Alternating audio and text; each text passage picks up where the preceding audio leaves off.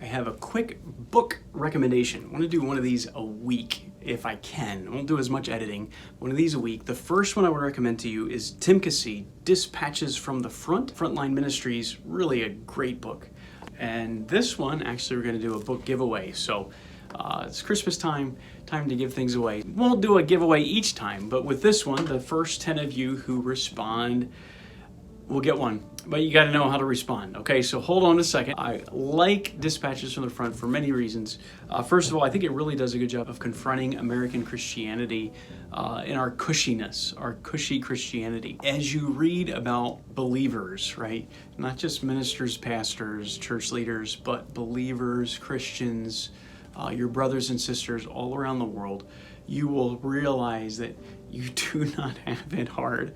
And I realize people are going through hard times, but the norm is to go through hard times in Christianity over the centuries. And we do see that as the norm all over the world in a lot of these hard to reach places. So what Tim Keesee has done is gone and visited many of these, and he recounts them in this book. So he moves through several different continents and countries, Soviet republics, former Soviet republics, the Balkans, China, Southeast Asia, Bangladesh, India, Pakistan, into countries around Africa, Afghanistan, Iraq. And so it's been a real blessing to me, and so much so that I really think everybody needs to be paid by the churches to sit down in an easy chair until they're done reading this. And pay for their food, let them sleep there, and you can't get up until you've digested this completely. Because it would get us over so many different things. Hero complex in churches with these pastors. You just recognize what God is doing through so many other people, and you recognize, everyone is so small compared to our great Lord and what he's doing in so many different people and all over the world today. So anyway, I just think it really confronts American Christianity. Number two, filled with just hundreds, I would guess hundreds of short vignettes of people. None of them are long as far as this is the biography of this person or that person. And I like that because some of the biographies I've read of people while they were still alive, and I recognize, well, they didn't finish well, right? They had this Hezekiah complex. They went off the deep end in the last 10 years of their life. So I often read about people who are dead, who finished well. This one, there's a lot of living people, right? It's contemporary, but not any one of them is the main subject of the book. It's really what God is doing through his faithful servants all over the world. Number three, it gives you a hunger for world missions, what God is doing, not just in the United States, but all over the world. Let me read one story for you here to give you a taste of the kind of things, the people that it brings up. This is Teresa. On the drive, Teresa told me how the Lord had led her to leave America and serve him in Albania. Really remarkable because in part it began on the worst day of Teresa's life. It was the morning she learned her husband was divorcing her. Her heart was shattered beneath the weight of the pain. Later that morning, Teresa was driving to school where she was a teacher. Naturally, she was crying and thought, I'll be at school soon. I have to compose myself.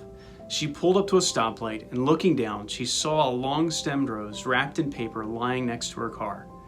Since the light was still red, she got out, picked it up. The red petals were perfect, fresh, and fragrant. The light was still red, so she looked it over. There was no name, giver, recipient, not even the florist on it. But tucked down in the paper was a little typed note which simply said, I love you. You are special. Teresa took the roses from the Lord's hand and thought, he is saying to me, as it were, I will be your husband. I will give you roses for the rest of your life. From there, the Lord would lead her step by step to Albania, where she served for 12 years now, ministering to orphans and working among poor, trodden down village women, everywhere spreading the fragrance of Christ and a passion for her beloved. The rose has its thorns, but Jesus said, whoever loses his life for my sake will find it. And here with joy, Teresa has found her life in the rugged borderland of High Albania. Teresa, David, and I went to Lak to visit Mark and his daughter, Deva. Mark was recently bedridden from a terrible accident in which he was knocked from a high ladder by a force of an electric shock. This was the first time after his fall that Teresa had seen the man she affectionately called Bach, or Daddy. It wasn't always this way. In fact, Mark once threatened to kill Teresa because Mark's youngest daughter Prenda had become a Christian. David had led her to the Lord, and Christy and Teresa had discipled her. Mark was furious. He beat his daughter and even told her he would rather she were a prostitute than a Christian. Deva was equally hateful to her sister, taking Prenda's Bible and tearing it apart. Deva told me, "For some people, coming to Christ is a war. For me, it was a war." With laughter, she added, "Teresa was fishing, but when she caught me, she hooked a shark." Deva said this as if he were talking about another person, which he was. In the war for her soul, Deva surrendered and became a radically different person. Like being born a second time, her son Irvis believed too. And it was actually Irvis's calm but persuasive witness that finally led her grandfather to Christ. It was winter and the wood stove was making the room dark and smoky. Irvis said to his grandpa, "Your life is like this room. Why don't you open your life to the light and the fresh air of Christ?" Mark, broken by the weight of his sin, flung open the window of his heart and received Jesus.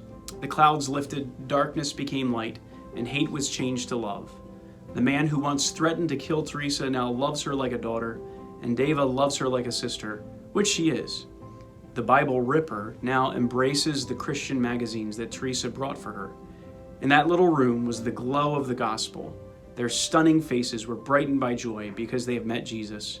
Between them and with their Savior are bonds of forgiveness deeper than blood, stronger than death. That's just like 2 pages. Beautiful story about Teresa and story after story like that all throughout this book. So the first 10 folks who comment in the comments below, give me your name, first name only, and then I can connect with you, give you my email so I can send you a book. And you'll enjoy Dispatches from the Front by Tim Cassie. 2 other quick thoughts here. Prayer request for Tim. He is the executive director of Frontline Missions. He's battling right now stage 4 lymphoma. You can follow him on Instagram or his website, timcassie.com. But he's fighting cancer, so pray for our brother.